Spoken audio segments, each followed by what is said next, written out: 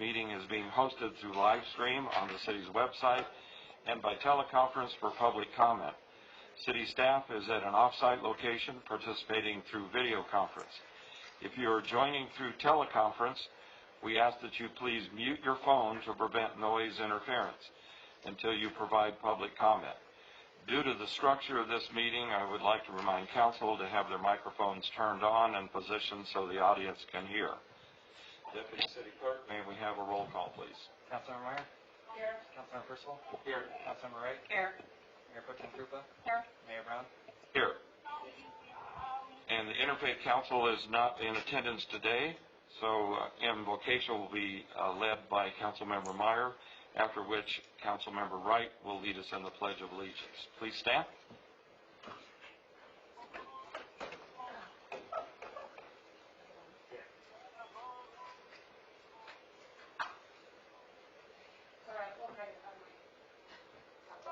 Heavenly Father, thank you for this day, and I thank you for bringing us together again.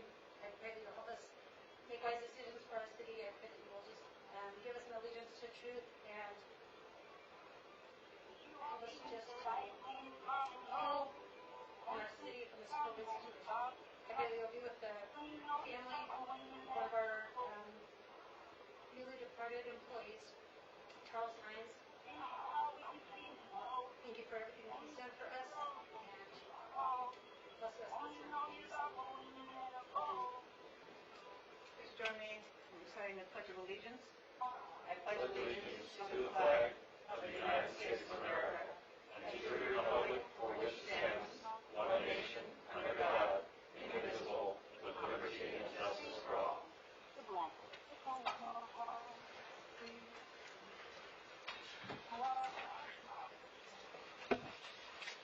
Thank you. Moving on to item 4A, the city's attorney report regarding closed session. City Attorney, may we have a report? Mayor and council members, the council did meet during its 6 o'clock session to review 2 closed session items. The first item was labor negotiations with regard to the collective bargaining groups mentioned. We completed that discussion. There was no other reportable action. There was also one item of pending litigation, had to do with the City of Hemet versus Dow and Shell companies. I received a discussion and briefing from the city manager and city attorney. There was no other reportable action on that. That concludes my report on closed sessions. Thank you. Thank you very much, City Attorney. We will now move to item 5, communications from the public. To accommodate public comment, we have made some temporary changes to this part of our agenda that were necessitated to comply with the COVID-19 directives. There is a temporary 2-minute per person time limit for all general public comments on non-public hearing items. All who wish to speak, including council members and staff, need to be recognized by the mayor before speaking. Members of the public shall comply with the adopted rules of decorum, Resolution 4545, a copy of which can be requested through the city clerk's office. You may also fill out a form and submit your comments online at www.hemetca.gov/councilchamberlive, and those comments will be read aloud. Submittal must be done before 2 p.m. the day of the meeting. For those that wish to join by teleconferencing, you will be able to join us by calling 888-585-9008. When prompted, dial 768-176-038. You'll be asked for your name prior to speaking. And just as a reminder, if you're joining by teleconference, please mute your telephone to prevent noise interference until you're giving time to provide public comment. Also, please state your name and the item that you are commenting on before speaking. After the conclusion of communications from the public and the public hearing item, the public teleconference line will be deactivated. Public is encouraged to still watch the live stream at hemetca.gov/councilchamberlive. So moving on to item 5A, public comments for items listed on the agenda, consent and discussion items. Deputy City Clerk, were there any e-comments submitted to be read aloud for consent calendar or discussion items? Yes, Mayor, there was one item or one public comment received by electronic submission. for item 10F by Eric Gosh. It says, Dear Mayor, City Council members, and City Manager, as our nation and community face this uncertain time of coronavirus and economic difficulties, decisive action is needed. This is not the time for dithering and whining. The City Council and City Manager must lead our city, making the difficult but necessary hard decisions that leaders must make immediately to weather this storm. The economic situation of the city is well known. Still under the cloud of a 2015 state audit with a $3 million annual structural deficit, the community came together to pass Measure U in 2019 for the sole purpose of increasing public safety, boots on the ground, not to solve the structural deficit. And specifically, the future reopening of Station 5 was never a specific promise of Measure U. Realizing that Measure U cash would not come into city coffers for about 6 months, the Measure U committee encouraged the city to make a one-time loan to jumpstart the Measure U fund and promptly hire new police and fire personnel. The City Council made that loan, and Measure U funds received the next year repaid the City General Fund and the complete amount. There was never any expectation that this one-time situation would be repeated, and indeed it has not. The role of any governing body is to set policy and hire the best executive manager, not to be the manager themselves. Misunderstanding their role, past tenant councils have tried to micromanage, leading to poor results. The city manager's job is to work with his chiefs and staff to manage the city, its personnel, and budget. The first quarter budget results appear to show a $3 million drop in sales tax revenues for both the general fund and Measure U. The second quarter will be much worse. Car sales are only 1/3 of pre-virus sales. Any delay in making the hard budget cuts today will only make tomorrow's situation that much worse. Quick action now to staunch the fiscal bleeding is imperative. Please read my email into the appropriate section of public comments for the meeting. End of comments. Okay, thank you. And that was the only e-comment that you had? Yes, Mayor, that was the only comment. Okay, are there any members of the public participating through teleconference that would like to comment on any consent calendar or discussion item?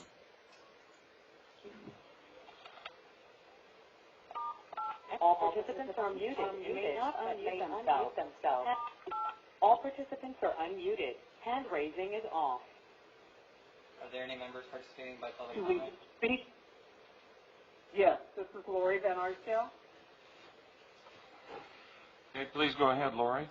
You have 2 minutes.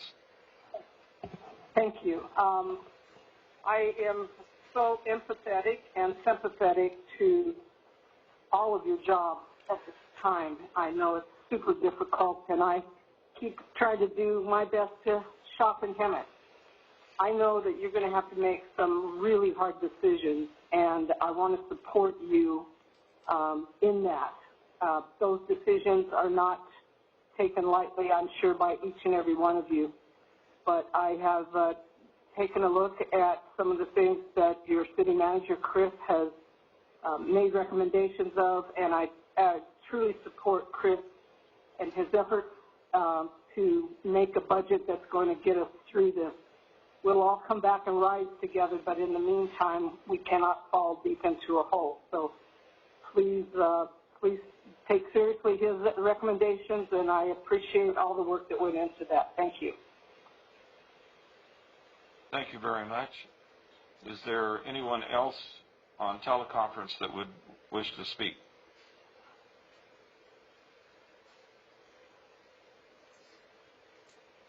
Okay, hearing none, I'll move on to item 5B, public comments for items not listed on the agenda, but within jurisdictional matter. Deputy City Clerk, were there any e-comments submitted to be read aloud for non-agendized items? Yes, Mayor Brown, there was one comment submitted, but name was omitted in the field. And the comment says, if we can reopen small businesses with safety measures, we can start healing the economy.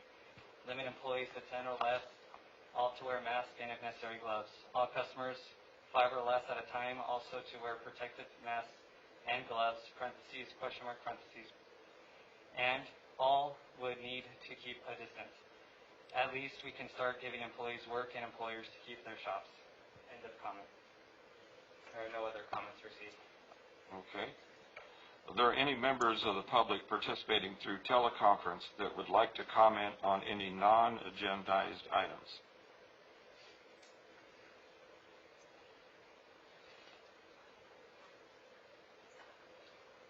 Okay, hearing none, we'll move on to item 6, public hearing.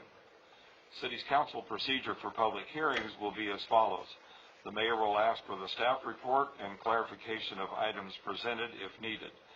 The mayor will open the public hearing asking for comments for those in favor of or in opposition to the item, followed by rebuttal to any comments made. The mayor will then close the public hearing and ask the city manager to respond to any questions raised by the public. The public will not have the opportunity to respond. The mayor then will bring the discussion back to City Council for direction or action.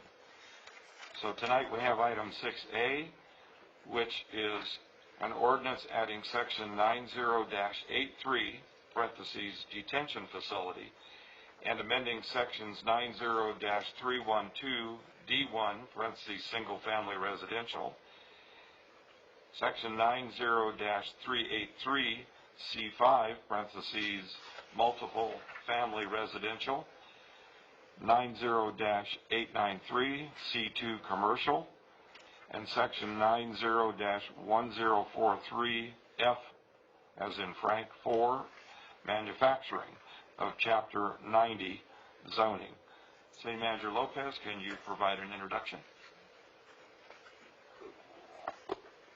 Yes, thank you, Mayor. We will have H.P. Kane, Community Development Director, provide the staff report moving forward for this item. H.P.? Thank you.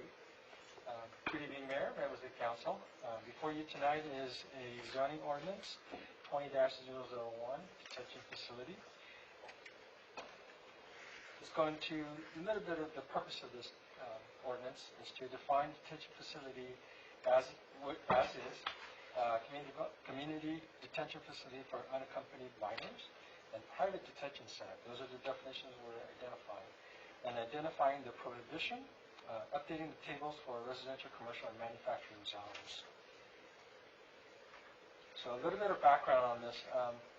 On October 11, 2019, Governor Newsom banned private prisons.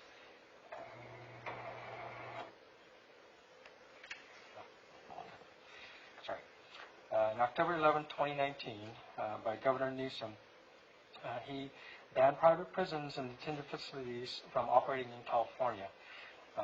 This prevents the state from entering into or renewing contracts with for-profit prison companies after January 1st, 2020.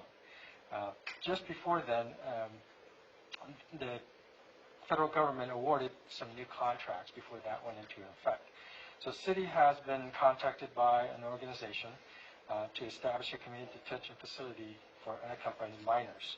On March 24, 2020, City Council adopted urgency ordinance prohibiting the construction or operation of private detention centers and prohibiting community detention facilities for unaccompanied minors.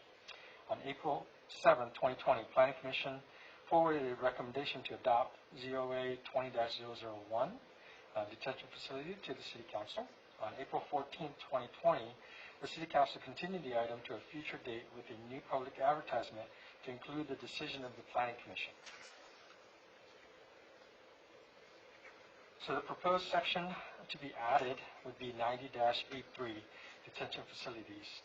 And we're going to add that section, amend the section 90-262, definition for transitional housing, and amend the following sections to include community detention facilities for unaccompanied minors and private detention centers as a prohibited use. Within the single family, section 90-312D,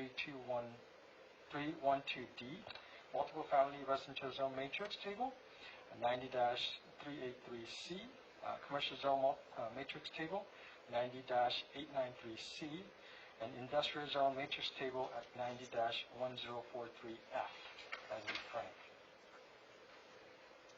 So the text proposal for the addition of 90-83 is just identifying the community detention facility for unaccompanied minors as a facility operated by a private or non-governmental person or entity to house unaccompanied, undocumented, minors in the custody of the federal, state, or county government. Private detention center, a facility operated by a private or non-governmental person or entity where persons are incarcerated or otherwise involuntarily confined for purposes of execution of a punitive sentence imposed by a court, or detention pending a trial, hearing, or other judicial or administrative proceedings, except a private detention center shall not include any facility described in Penal Code 9502. However, a private detention center shall include facilities described in Penal Code Section 9502, subsection D, if that facility is used to house persons in the custody of the federal, state, or county government. The prohibition, private detention center, and community detention facilities for unaccompanied minors are prohibited in all zoning districts of the city. The amendment for the Section 90-262 just adds into the definition section, a transitional housing is a type or supportive housing used to facilitate the movement of people experiencing homelessness into permanent housing. A person experiencing homelessness may live in a transitional apartment for a predetermined period of time, however not less than 6 months, while receiving supportive services that enables independent living. So that's the definition we're adding or amending to that section. So the recommendation is to introduce, read by title only, and waive further reading of an ordinance adding Section 90-83, detention facility, and amending Section 90-312D, single-family residential, 90-383C, multiple family residential, 90-893C, commercial, and Section 90-1043F, manufacturing of the Chapter 90 zoning code of the Hemet Municipal Code to prohibit the construction or operation of private detention centers and community detention facilities for unaccompanied minors in the city of Hemet in all zones, and amending the definition of transitional housing in Section 90-262 based on findings outlined therein. The staff is available to answer any questions you may have. Thank you, Director Kang. I will now open the public hearing. Deputy City Clerk, were there any e-comments submitted to be read aloud on this item? No, Mayor, there are no e-comments submitted. Are there any members of the public participating through teleconference that would like to comment on this item? Hearing none, I will now close the public hearing. Members of City Council have any comments or questions of staff? Michael? Thank you. I got a question for the city attorney. When I read through the proposed ordinance, it talks about unaccompanied minors in these detention facilities. Why are we using that specific terminology when anybody that goes to a detention center is going to be unaccompanied because they're going to be going by themselves and not with a parent or guardian? Is there specific reasoning why we're using that terminology? The reason is as simple as this ordinance was based on the ordinance that was adopted of the city of LA, and that's the language that they used. So again, I'll ask why. I mean, I understand that we're taking the language from the city of LA, but as far as a minor going into a detention facility, they're going to be unaccompanied. Correct. My understanding is that the reason it says unaccompanied minors is because the facilities that have been contracted with the federal government were for just unaccompanied minors and not family facilities in which the minor would be accompanied by his parents or her parents or guardian. Okay. Thanks for the explanation. Ronnie? Questions? Linda? Carter? I have no questions other than I would speculate the city attorney's interpretation of unaccompanied, meaning that it's an effort to deal with those who were not traveling with family members and potentially could have been traveling with people posing as family members in order to circumvent the entry process. So I think that's a reasonable assumption. So, if there are no more questions or comments, may I have a motion on this item? So moved. Move the staff recommendation by Linda I'll second. and a second by Carly. May I have a roll call vote, please? Councilmember Meyer? Yes. Councilmember Percival? Yes. Councilmember Wright? Yes. Mayor Pro Tem Krupa? Yes. Mayor Brown? Yes. That motion passes. The staff recommendation. Deputy City Clerk, can you read the ordinance by title only? An ordinance of the City Council of the City of Hemet adding Section 90-83 detention facility and amending Sections 90-312 D1 single family residential, 90-383 C5 multiple family residential, 90-893 C2 commercial, and Section 90-1043 S4 manufacturing of Chapter 90 zoning of the Hemet Municipal Code to prohibit the construction or operation of private detention facility centers and community detention facilities for unaccompanied minors in the City of Hemet in all zones. Thank you very much. We will now move on to the conclusion of the public teleconference line, which will now be deactivated. Please refer to hemetca.gov/councilchamberlive if you wish to continue viewing the live stream. We will now move to presentations, item 7A, and we do have a certificate of appreciation for Commissioner Ollerton, who was kind enough to volunteer a considerable amount of time to serve on our Planning Commission. So the Mayor and Council would like to thank you for your service on the Planning Commission. Presented this 28th day of April in the year 2020, and it's signed by all members of the Council. So thank you very much for your service, and we'll see that this gets forwarded to him for his brag wall. And moving on to item 8, receive and file. Item 8A, investment portfolio as of March 2020. We have a recommendation to receive and file. I have a motion to receive and file these items. So moved. I have a motion by Councilmember Meyer and a second by Mayor Pro Tem Krupa. Roll call vote, please. Councilmember Meyer? Yes. Councilmember Percival? Yes. Councilmember Wright? Yes. Mayor Pro Tem Krupa? Yes. Mayor Brown? Yes. That motion passes unanimously. Moving on to item 9, the consent calendar. All consent calendar items will be acted upon by a single action of the City Council unless otherwise requested by an individual council member for separate consideration. Are there any members of council that would like to pull an item off of the consent calendar for separate consideration? 9, I'm sorry, what? 9B. B as in boy. And I want to pull 9C. Okay. That just leaves 9A. May I have a motion to approve and a second? Roll call vote, please. Councilmember Meyer? Yes. Councilmember Percival? Yes. Councilmember Wright? Yes. Mayor Pro Tem Krupa? Yes. Mayor Brown? Yes. That motion passes unanimously. Moving on to item 9B.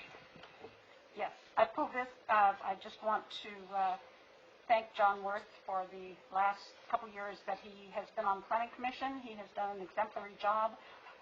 Director Kang is sitting back there nodding. And that's always a good thing when your director is appreciative of the people who sit on the Planning Commission. And John is very qualified, and he is an engineer. He takes his role seriously, does his homework, and contributes in a positive manner to the Planning Commission. He's not an engineer. Okay, Ronnie. But he does a very, very good job. So He knows as much as one. just like to say thank you for the last couple years and to reappoint him for the next 2-year term. And with that, I would move approval of item 9B. I'll second that. A second. Councilmember Wright. Roll call vote, please. Councilmember Meyer? Yes. Councilmember Percival? Yes. Councilmember Wright? Yes.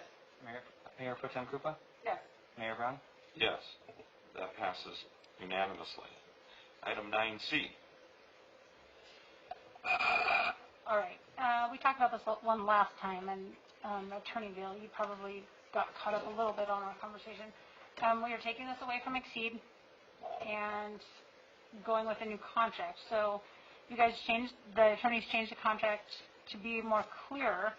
The part that I have a question about is on page 74, 1.4 at the top. So it guarantees our services for a year, and starting with the anniversary date, then they can update the agreement. But they reserve the right to pass on extraordinary high increases to the cost, increases to the cost of forms and envelopes at any time. So if you're comfortable with this, Chris, then we can do this. But again, we're taking away from a local group that's more than just a business, and then we have no guarantees with what's written in here.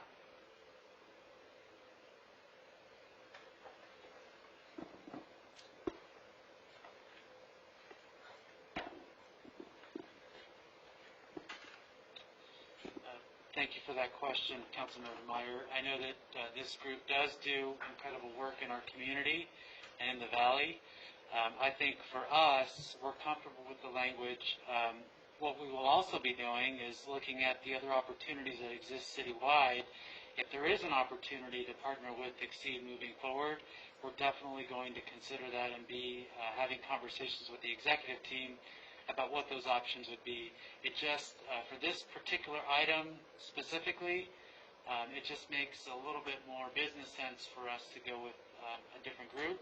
But for other items, we will be looking at the opportunities that exist moving forward. So how do you address the non-guarantee in this contract? So if those increases do come up, we will be looking at obviously what those costs would be. With that being said, we believe that based on the history of this vendor, that those extraordinary costs have not happened in previous years with other cities, so we don't anticipate that that would be an issue for us moving forward. And then we would be able to also have the option to change if it went too high? Absolutely, and the really major point about this one is in evaluating our business systems, we identified this area as something that increased its costs over the course of time. So as a result, we looked at different options. And so I think that would, if that issue came up in the future, we would obviously be looking at what other options exist moving forward. But for this instance in particular, it made sense for us to look at this alternative as it stands.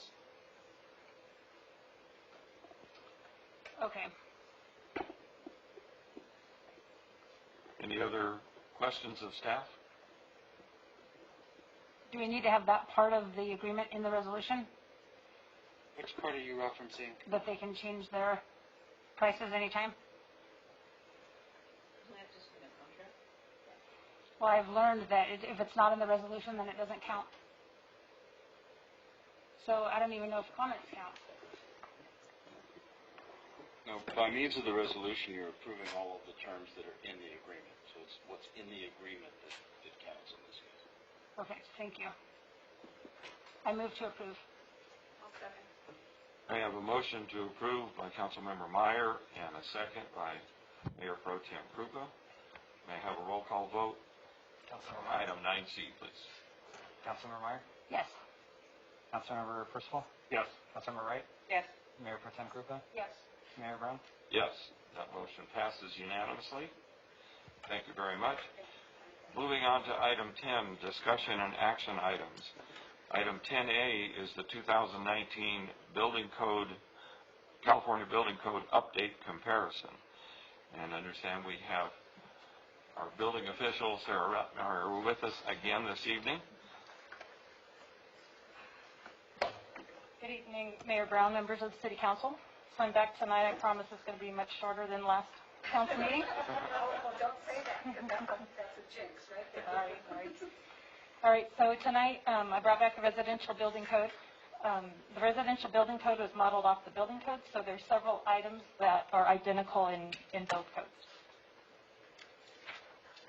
So what I did is I created a matrix to show you all the items that are on the section where it says building code sections, we talked about 2 weeks ago.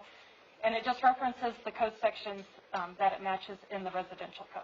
So a majority of them are very similar, or I should say exactly the same as the language that was in the building code and the residential code.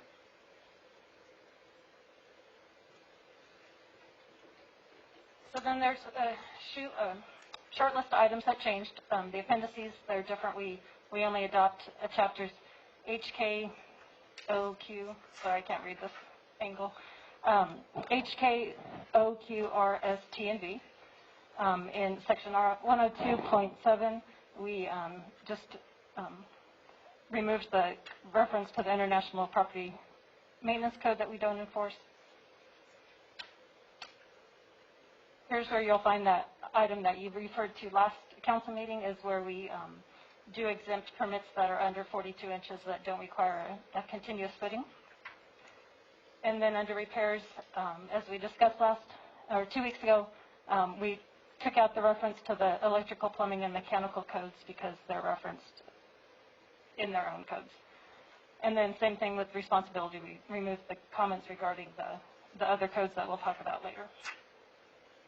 So that was in the changes. Any of the items that we talked about last time that you wanted to see changed will change in the residential code as well when we bring it back after we get all the amendments that you'd like to see done.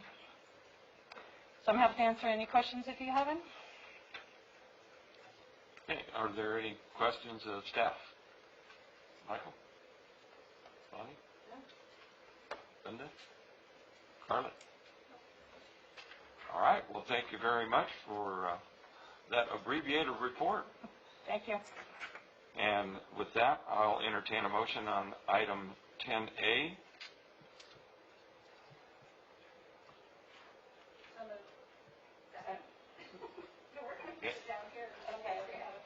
Okay. Thanks, Sarah, for all her hard work on this.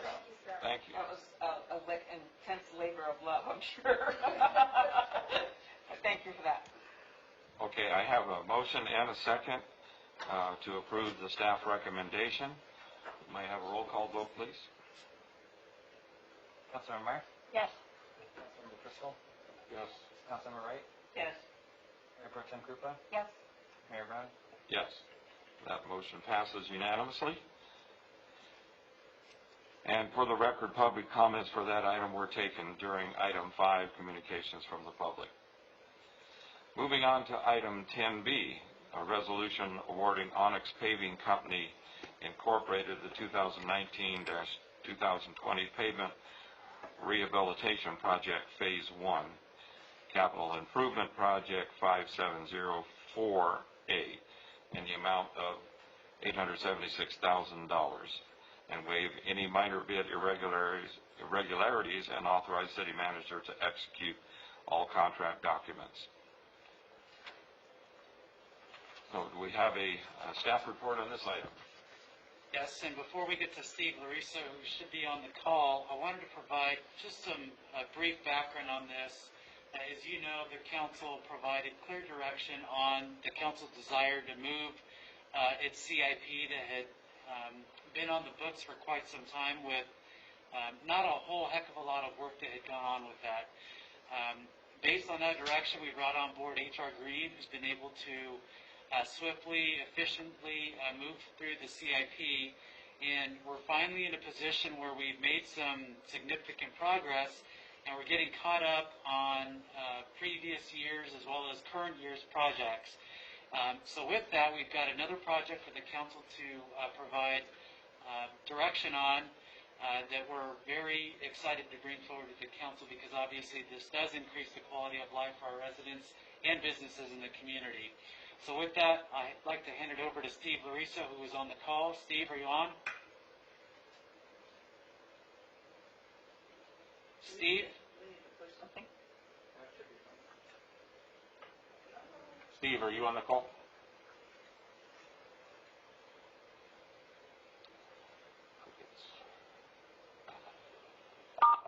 All participants are unmuted. Hand raising is off. Steve, are you on the line? I'm on the line. Can you guys hear me? Okay, were Were you able to hear the introduction? Yes, I've heard the introduction. Can I go ahead now? Yes, go ahead, Steve. Okay. I'm sorry if you guys can't hear very well. I don't know what I did. But good evening, Mayor and members of the council. Just to go along with what City Manager Lopez had said, that this is another one of the projects that we've been working on throughout the year as part of the fiscal year 1920. You'll notice that as some of the projects come to council for award throughout the year, you'll see different dates of 17, 18, 18, 19, and 1920. Because we're trying to catch up on some projects from years in the past. In this particular case, we have this is the first phase of up to 3 that we're going to do for this particular CIP project. And we're breaking it up into 3 phases simply because of the fact that we want to keep the projects around $1 million apiece. And we get more contractors bidding on the projects instead of just lumping it all into one. But I wanted to point out that the very last page of your staff report in this particular item, as well as the map that's up on the screen right now, it does show the streets that we're going to be working on. This particular project is pavement rehabilitation, which includes grinding and overlay of the asphalt. Some of the previous projects we worked on were slurry fill. We did some grind and overlay on Kirby, which is ongoing, but this one is the next phase of grind and overlay. This is completely funded by the city's allocation of RMRA funds, and as I mentioned before, this will be the first of 3 projects you'll see coming up in the next couple months. With that, I'm here for any questions you may have. Thank you, Steve. Council, do you have any questions of City Engineer Michael? Just to confirm, the funds being used for this are restricted to this particular use, correct? Correct. So it's SB1/RMRA funds, and they are restricted to road work. Perfect. Thank you. That answered my question. Steve, I had a question with regards to, I noticed that some of the streets, just a very, very small portion of that street is being done. And I wondered why a longer area of the street wasn't considered to make a little bit more of an impact on the aesthetics of how that street would look. Well, what we did is, and what we continue to do, is work on the pavement management program that was identified by Bookman Associates several years back, as well as going out and reviewing all the streets that we're getting ready to do.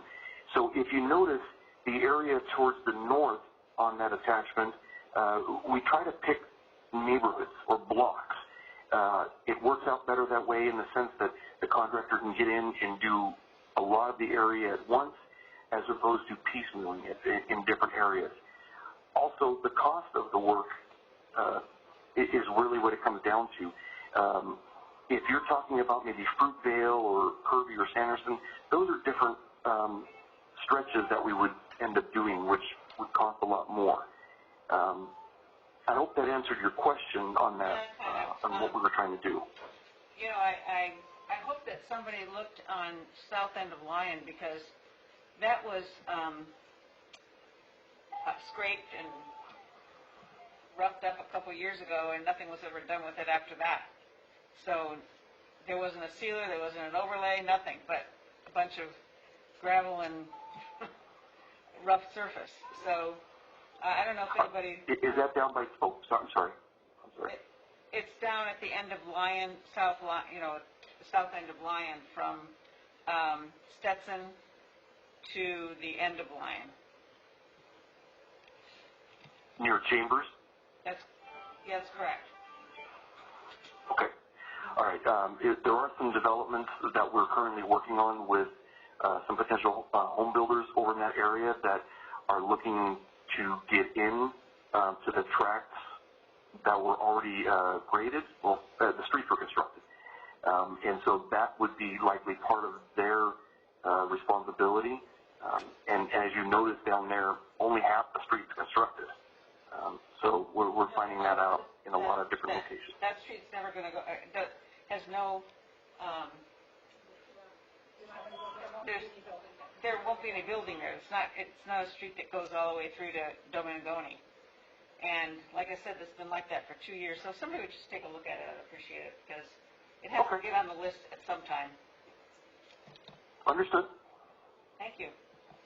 I'm just, I got to tell you, I'm just thrilled to death that this is being done. So anything else is a blessing. So thank you for all your effort. Glad to hear it.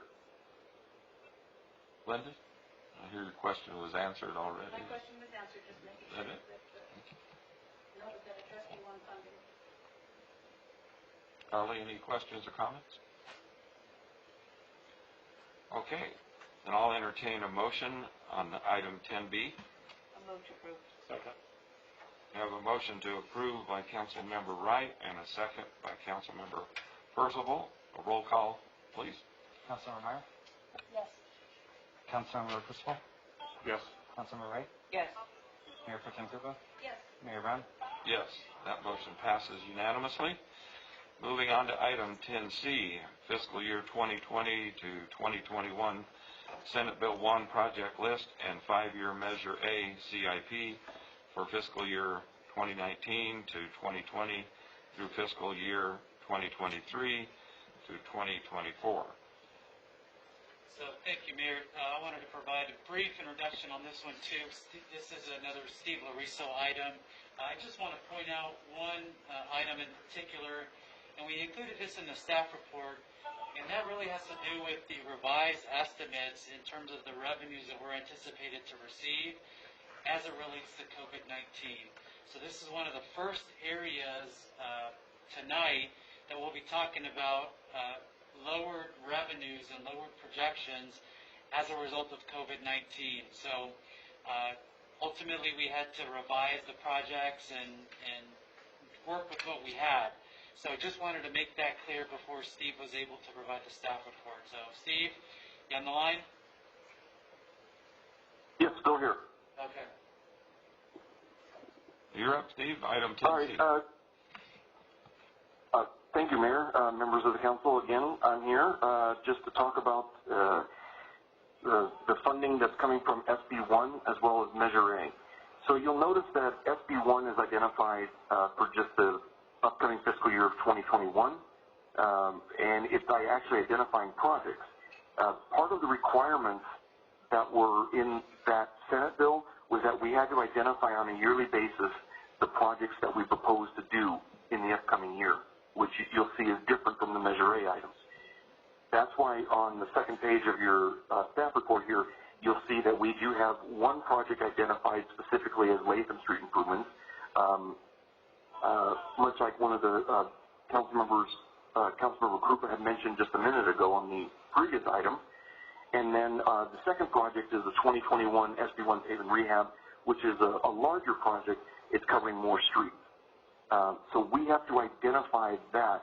That's what part of this resolution is that we're doing tonight. Now, as far as reduction in funds for the SB1, I haven't received anything official yet. I've received some rumors that there will be a reduction in funding of approximately 20% for the upcoming year because that does come from the gas tax, but I don't have anything qualitative yet to actually state that. So the numbers that you see here are based on what we have anticipated for this upcoming year of $1.6 million. Moving on to Measure A items, you'll notice that in Measure A, RCTC requires us to have a 5-year program. And we don't specifically mention any projects that you'll see on there. We do an annual rehabilitation for the pavement. We do an annual slurry seal. And in the years out, you'll see that, well, actually in the upcoming years, you'll see there's a lot of projects because we're actually trying to catch up.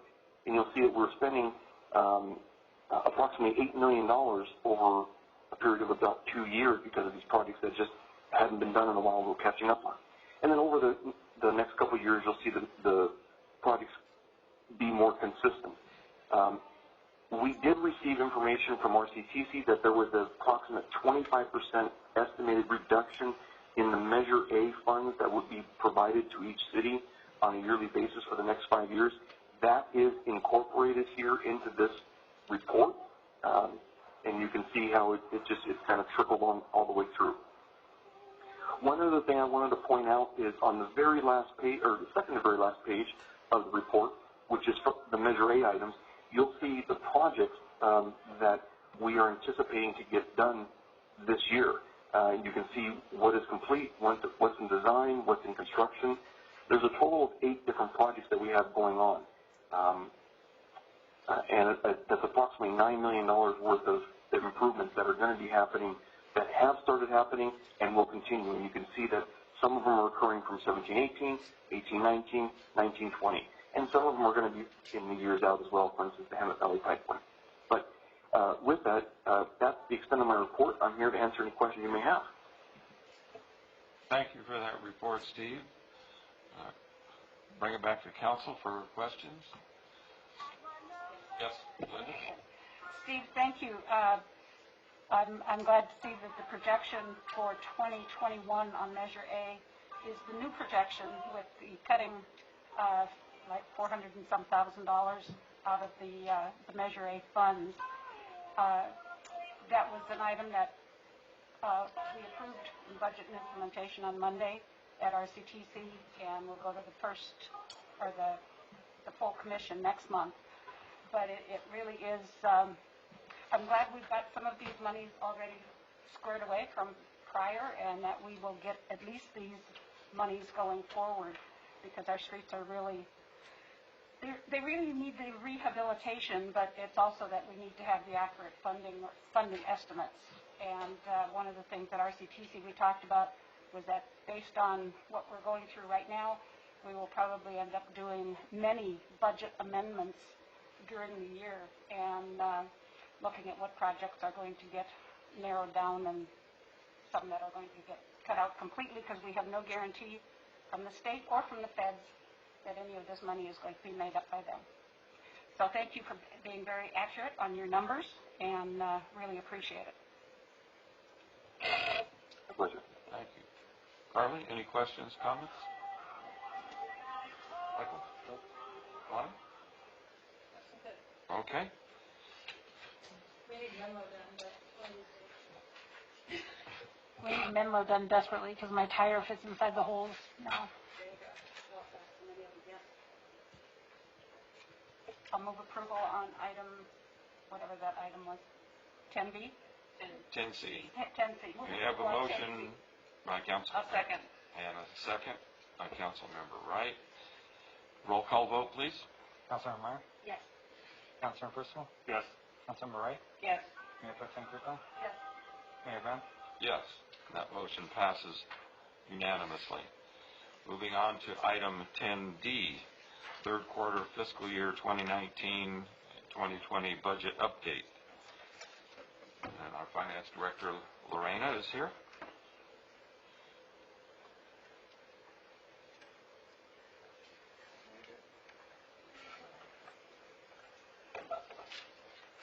I'm not sitting with my head in my hands right now. I don't care.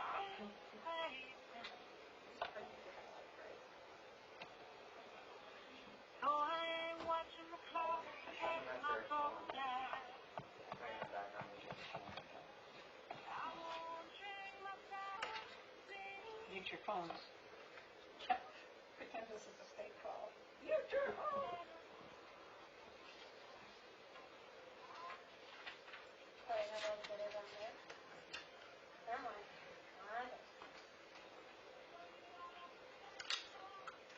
Good evening, Mayor and Council. Tonight I'm here to present to you the third quarter financial update for fiscal year 2019-2020.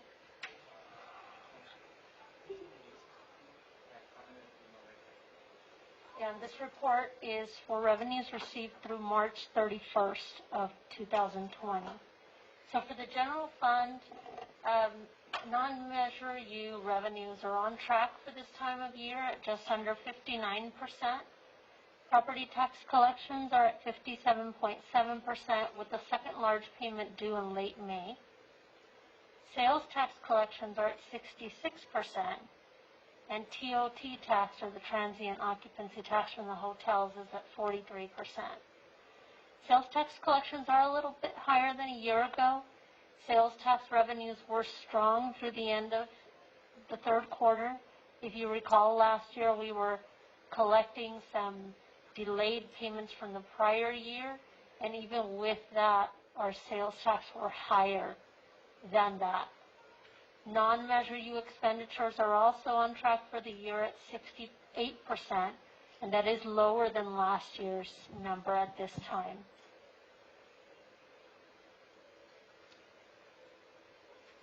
On the Measure U side, Measure U revenues are also on track at 62%. Measure U expenditures are at 51%. And just to remind everyone, the Measure U adjusted expenditure budget already takes into account the mid-year appropriations that were done. So the purchase of one fire engine and the additional equipment for the dispatch center are already included in there.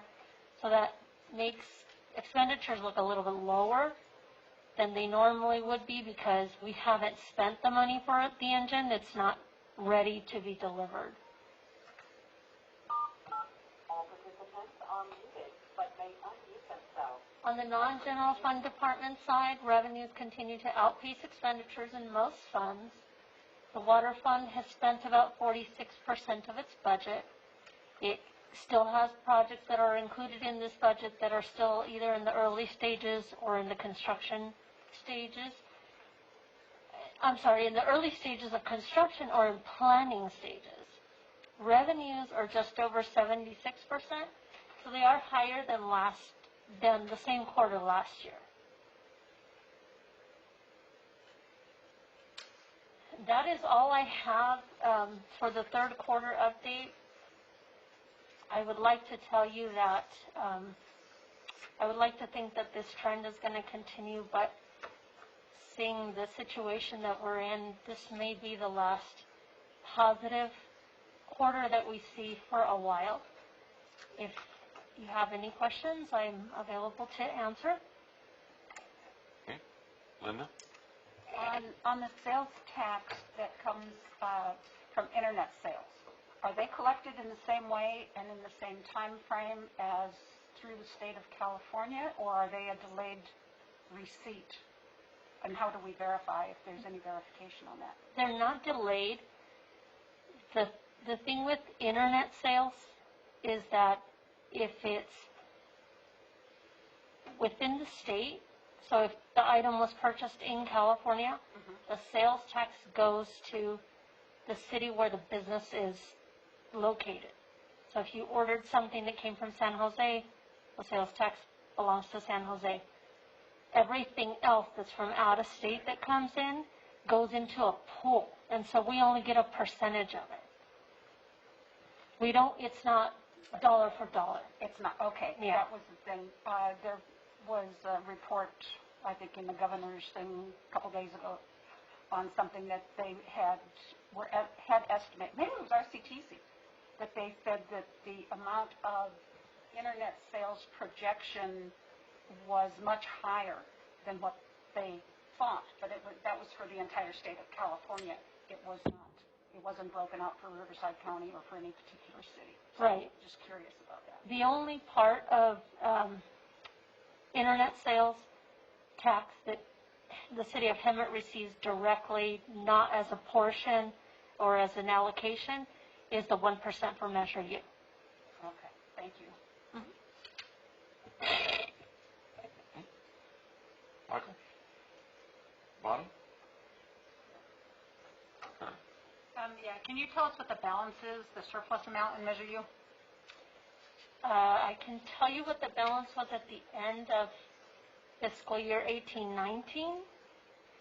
The balance was $11,680,431, and that's split between police and fire, so it's tracked every year.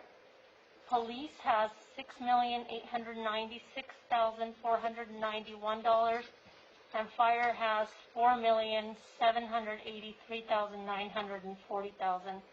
Then we would take this year's expenditures, this year's revenues to offset that. So I'm not comfortable giving you an estimate for That's fine. year end That's all I needed. because Yeah. so much has changed.